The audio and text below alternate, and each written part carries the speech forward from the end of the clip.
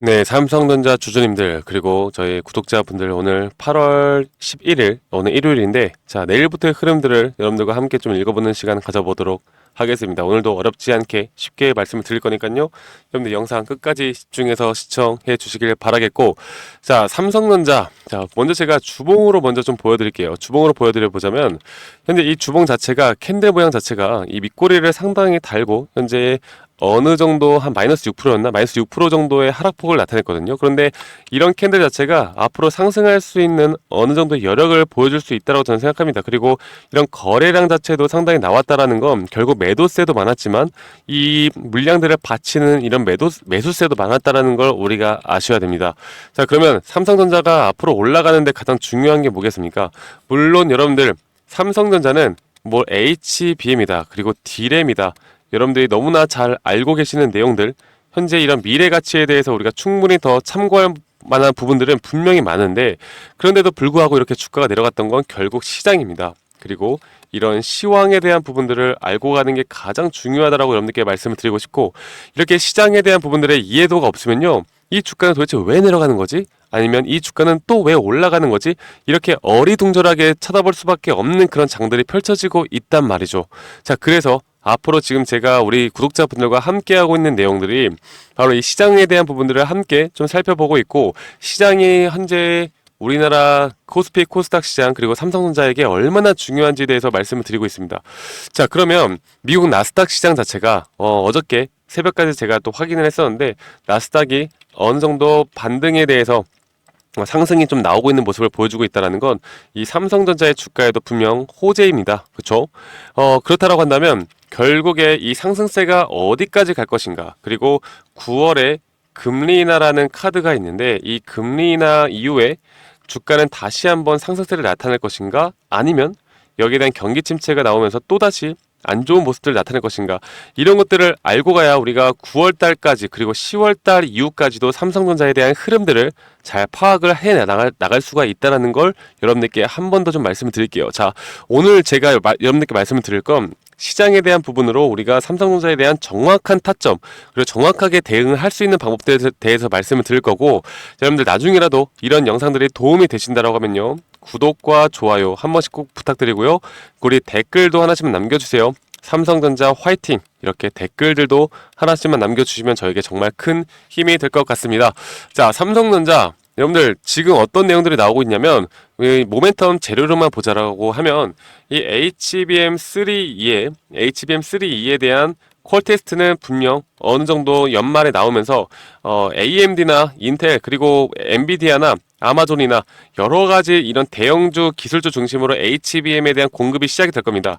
그만큼 엔비디아 콜 테스트에 대한 부분들을 기점으로 해서 수요를 맞춰 나가고 HBM에 대한 부분들이 집중이 될 텐데, 그럼으로 인해서 또 D램 가격이 상향이 되면서 앞으로 삼성전자 그리고 뭐 SK하이닉스도 마찬가지고요, 여기에 대한 매출과 영업이익은 앞으로 역대 최대치를 기록을 할 것이다라는데 이견을 내는 사람들은 아무도 없을 거예요. 자, 그렇다고 한다면 결국 삼성전자가 지금 최근에 이 올라왔던 흐름들이 경기가 좋아서 올라온 게 아니라 이 삼성전자에 대한 매출액과 영업이익 그리고 기대되는 그런 모멘텀으로 올라온 건데, 정말 아쉽게도 시장이 막 엄청나게 좋아서 올라왔다라기보다 이런 식으로 삼성전자 자체적인 힘으로 올라온 건데, 근데 우리나라 시장은 좀 여러분들 불만이 많은 게, 결국 글로벌 시장이 빠지면 여러분들 삼성전자는 또 이렇게 빠집니다. 우리나라 시장 코스피 코스닥이 어떻게 보면 한계라고 볼 수가 있겠어요. 사실 이 삼성전자라는 종목 자체가 만약 나스닥에 상장이 되어 있다고 하면요, 여러분들 저는 지금 뭐 10만 원이 아니라 거의 한 50만 원대까지도 충분히 올라갈 수 있는 종목이었다고 봐요. 하지만 우리 시장은 어디예요? 코스피 시장이죠. 네, 절대 그렇게 못 갑니다. 왜냐면 우리나라 시장은 실적이 좋아도 떨어지고요. 무슨 악재는 다 붙이면서, 특히나 단타꾼들도 너무나 많기 때문에, 특히 최근에 이 삼성전자의 단타 물량들도 상당히 많이 들어왔거든요. 그래서 이러한 부분들이 해소가 되려면 결국 큰 시장에 대한 큰 세력들의 돈들이 들어와야 하는데, 이 큰 돈들이 들어오는 건 결국 외국 자금들이 우리나라 시장을 좌지우지합니다. 외국 자금들 좌지우지한다는 건 결국 글로벌 시장에 대한 부분들을 이해를 하고 가야 한다라고 말씀드리고 싶고, 자, 그러면 글로벌 시장이 전 단기적으로는 상승이 나올 수밖에 없다고 보는 게, 이 9월에 금리 인하 전에 금리 인하 전까지는 상승은 나올 거예요. 근데 금리 인하 이후에는 어떤 흐름들이 나올까를 우리가 알아야 하는데, 자, 그러면 삼성전자가 단기 고점이 나온다라고 했을 때 제가 우리 구독자분들에게 뭐라 그랬어요? 현금화를 할 수 있는 이런 타점을 제가 알려드릴 거니까 이 지점을 절대 놓치지 말라 말씀드립니다. 왜냐면 제가 오늘도 이 표를 하나 보여드리면서 말씀을 드릴 텐데, 금리 인하가 시작이 되면 여러분들 주가가 무조건 상승한다 이렇게 생각을 하시잖아요. 그런데 일반적으로 금리 인하가 1990년대에도 이렇게 지수와 함께 경기 침체 시기와 함께 하락을 하였고, 2000년대 초반도에도 마찬가지고 2008년도에도 마찬가지고 2020년도에도 마찬가지입니다. 이렇게 역사적으로 금리 인하 시작과 함께는 지수의 폭락이 나왔고, 그러면 2024년도 지금 앞으로 어떻게 되겠습니까? 여러분들 역사를 바꿀 거라고 생각하지 마세요. 비슷한 흐름이 나올 수밖에 없어요. 자, 그런데 금리 인하가 시작이 막 됐을 때는 단기적인 상승이 나왔다가 이 고점을 찍고 지수의 폭락과 함께 개별 종목들마다 상승폭은 분명 상승폭, 하락폭은 다르겠지만, 그래도 우리나라 삼성전자나 SK하이닉스 같은 경우는 이런 큰 지수의 흐름을 따라갈 수밖에 없기 때문에 고점이 나온 다음에 어느 정도의 조정이 또 나올 수 있다는 걸 일단 인지를 하고 계셔야 됩니다. 자, 그러면 금리 인하가 시작이 되면 주가가 상승한다는데 그럼 언제 상승하는 거냐? 자, 금리 인하가 예를 들어서 5%대에서 천천히 줄어들잖아요. 그러면은 만약 2%대까지 어느 정도 안정화가 되는 모습을 보여줄 때 그때부터 주가는 상승을 합니다. 그래서 이런 시기까지 우리가 좀 기다리면서 다시 한번 매수 타점을 잡는 게 가장 핵심 포인트라고 저는 보고 있고, 여러분들이 앞으로 삼성전자를 이끌어가는 데 있어서 이런 시황적인 부분, 그리고 외국인들의 수급적인 부분들을 같이 좀 알고 가야 앞으로 삼성전자로 더 크게 수익을 볼 수 있는 구간들을 만들어낼 수 있다는 걸 여러분들께 꼭 알려드리고 싶고, 그래도 제가 오늘 말씀을 드리는 건 단기적으로는 더 상승할 수밖에 없다라는 걸 여러분들께 말씀을 드리고 있으니까요, 너무 걱정하지 마시고요. 저희 구독자분들과 함께 이런 지점들, 이런 타점들을 같이 공유해드리고 있고, 이런 타점들을 아직 받지 못하거나 구독하셨는데도 불구하고 아직 이런 저의 정보들을 받지 못하고 있다라고 하면요, 이 번호로 010-2011-9671로 저에게 삼성이라고 문자 한 통 남기시면 되시겠습니다. 아시겠죠? 그런데 제가 이런 정보들을 아무에게나 드리는 건 아니고 저희 구독자분들과 함께하고 있는 만큼 여러분들 구독 한 번씩 꼭 눌러주시고 삼성이라고 저에게 문자 한 통 남기시면 된다라는 거 제가 한 번 더 좀 강조를 드리고요.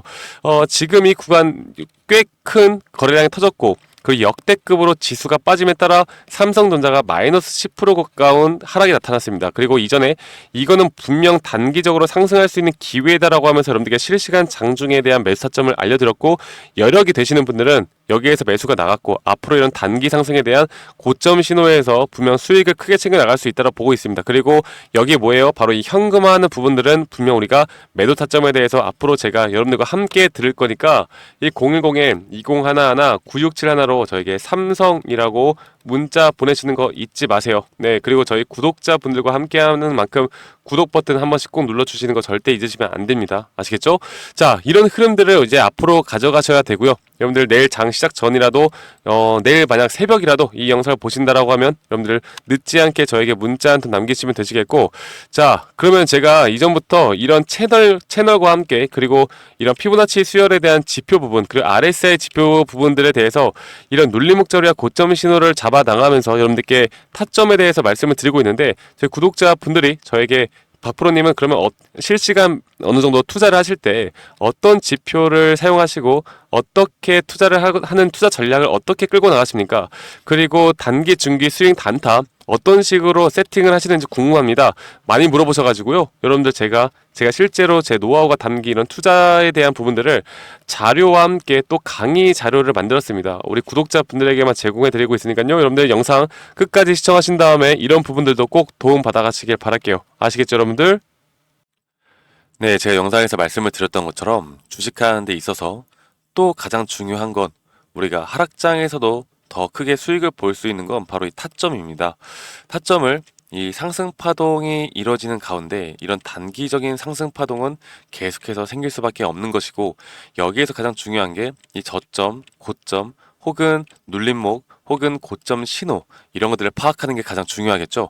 그리고 또 하나, 단기 파동을 내가 트레이딩 할 것인가 아니면 장기 파동을 트레이딩 할 것인가, 그리고 장기 파동이라면 내가 익절 범위와 손절 범위를 어떻게 둬야 하고, 단기 파동이라면 내가 또 4시간 보, 1시간 보 혹은 캔들을 어떤 걸 봐야 하고, 익절 범위와 손절 범위를 어떤 식으로 잡아야 하는지에 대해서 여러분들께 설명을 드리겠습니다. 그리고 여기에 대한 모든 자료를 제 구독해 주시는 우리 구독자분들에게 제가 다 공유해 드릴 거니까 영상 끝까지 집중해서 시청하셔야 됩니다. 아시겠죠, 여러분들? 자, 제가 말씀을 드렸던 것처럼 이렇게 단기적인 흐름과 장기적인 이 손익 범위와 이 손익 비율만 알더라도요, 여러분들이 어떤 종목을 선별해 나가면서 타점을 잡는데 정말 유리하게 가져갈 수 있는 부분이 분명히 있습니다.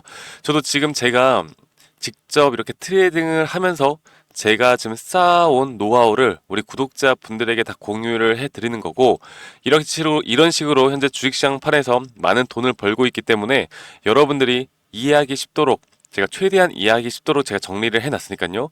이런 식으로 손익비와 앞으로 단기적인 장기적인 흐름만 알더라도 저는 확률이 높은 자리에서 여러분들이 무조건 승리를 할 수 있다라고 저는 생각을 해요. 그래서 이러한 파동의 구조적 위치, 그리고 이러한 것들을 항상 인지를 해야 되고요. 항상 상승 파동이 있다라고 하면 그 상승 파동 안에서는 또 이런 잠 파동에 대한 조정 파동이 나오는 것이고, 이 조정 파동 안에서도 단기적인 상승 파동이 나오는 것이기 때문에 이런 것들에 대한 파동을 잘 이해하고 간다라고 하면요, 여러분들 충분히 앞으로 우리가 뭐 100% 수익을 볼 수는 없겠지만, 그쵸? 100% 수익을 보는 건 이 세상에 존재하지 않아요.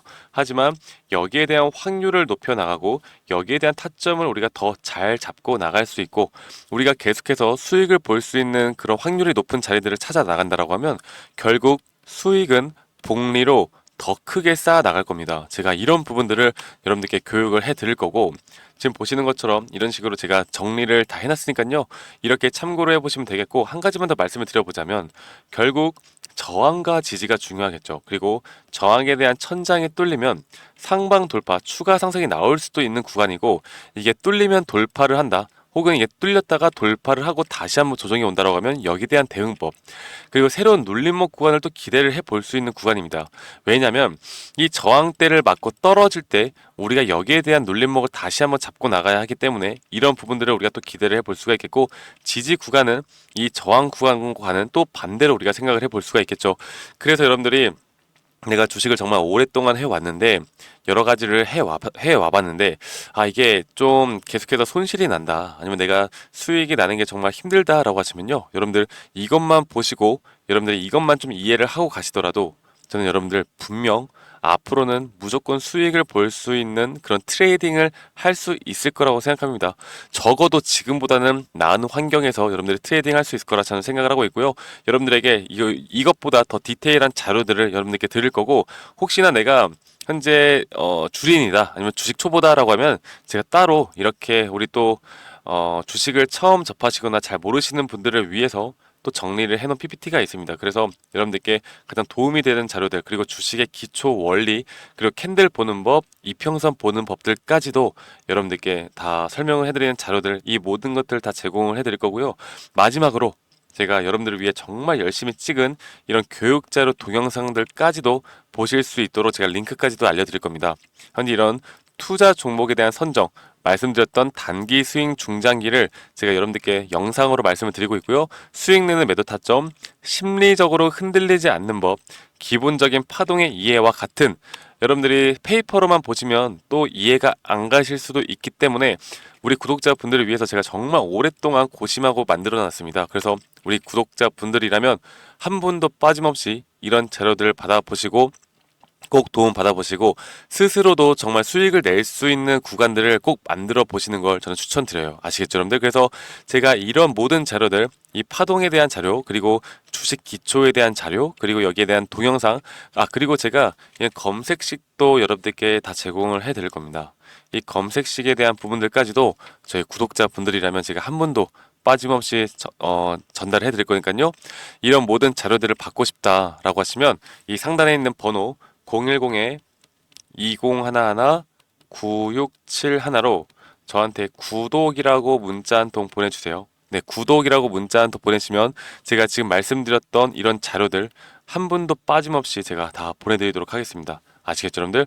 구독이라고 문자 보내시면 되시겠고, 제가 여러분들께 이렇게 자료를 제공하는 이유는 지금 현재 제가 이런 기법으로 실제로 수익을 많이 내고 있고, 여러분들이 영상으로 보셨던 것처럼 타점이 가장 중요하기 때문에, 물론 기업에 대한 시황, 그 기업에 대한 재료 모멘텀도 정말 중요하겠지만, 결국에 우리가 돈을 버는 건요, 밑에서 사서 비싸게 파는 게 돈을 버는 거 아니겠습니까?